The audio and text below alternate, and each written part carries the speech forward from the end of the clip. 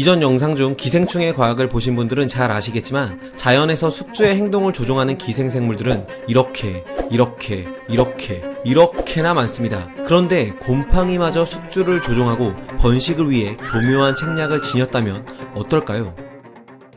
여기 그 주인공이 있습니다. 곤충 곰팡이목에 속하는 엔토모프토라 무스카이라는 곰팡이죠. 학명이 어려우니 일명 파리 곰팡이로 부르겠습니다. 포자를 피웅 총처럼 발사해 바람에 멀리 날려 보내는 식으로 번식하는 이 곰팡이는 주로 지파리나 초파리의 감염을 일으키는데요.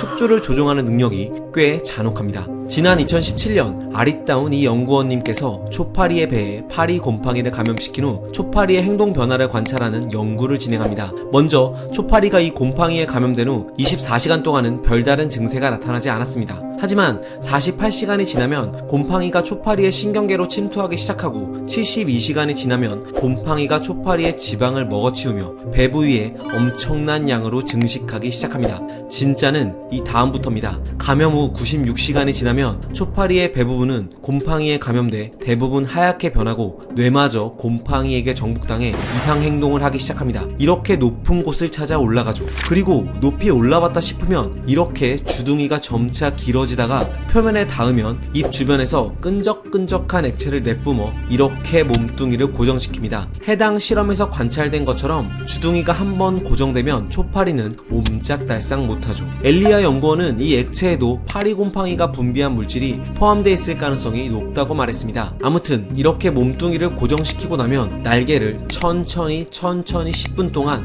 위로 들어 올리기 시작합니다. 그리고 날개가 활짝 들리고 나면 초파리는 날개를 든 채 죽음을 맞이하죠. 이 역시 곰팡이의 빅피처인데요. 대체 곰팡이는 왜 파리가 날개를 활짝 들어 올리도록 만든 걸까요? 그 이유는 곰팡이의 수월한 번식을 위해서입니다. 죽은 초파리의 배에서는 곰팡이가 이렇게 천천히 흘러나오기 시작하는데요. 이 곰팡이는 수많은 돌기들로 돼 있고 이렇게 초파리의 배를 뚫고 흘러나오다가 종 모양의 수많은 포자들이 톡톡 터지면서 발사되죠. 마치 총알처럼 빵 하고 터지고 초파리는 이렇게 참담한 죽음을 맞이합니다. 만약 날개를 들어 올리지 않았다면 포자가 날아가는데 방해가 됐을 겁니다. 그리고 높은 곳에 올라간 것도 포자를 멀리까지 보내는데 한몫 거둔 셈이죠. 그리고 이렇게 퍼진 포자들은 또 다른 파리를 감염시켜 생활사를 이어나갑니다. 재밌는 건 이 파리 곰팡이에 감염된 파리는 꼭 해질녘에만 높은 곳으로 올라가서 죽는다는 사실인데요. 이는 파리 곰팡이가 낮은 온도를 더 좋아하기 때문이죠. 그러니까 곰팡이에게 감염된 초파리가 해가 진 후에야 높은 곳으로 올라가고 날개를 들어 올리는 일련의 행동들은 모두 곰팡이 포자가 더욱 멀리 퍼져나가기 위함이었던 겁니다. 이 상황들을 모두 관찰한 엘리아 연구원은 이건 미친 시스템이라고 말했죠. 더욱 놀라운 건 UC 리버사이드 대학교의 뮬렌 박사는 곰팡이에 감염된 채 죽은 암컷과 짝짓기를 하는 수컷 초파리를 관찰하기도 했습니다. 뮬렌 박사는 수컷 초파리가 배가 뚱뚱한 초파리 암컷을 더욱 매력적으로 느끼는 것 같다라고 주장했는데요. 즉 곰팡이의 감염으로 나타난 신체 특징이 수컷을 유혹하고 감염된 암컷과 짝짓기를 마친 수컷은 다시 숙주가 되어 사방팔방 곰팡이를 뿌리고 다니며 곰팡이의 번식에 도움을 준다는 거죠. 이는 번식만을 쫓는 곰팡이에겐 손 안 대고 쿠풍격이 되는 겁니다.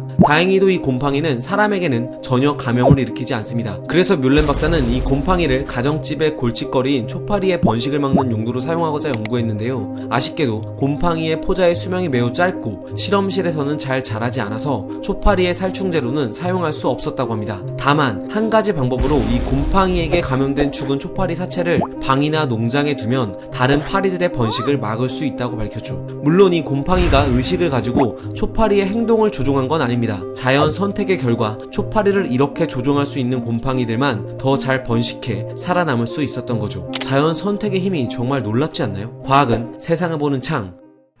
징그러. 감사합니다.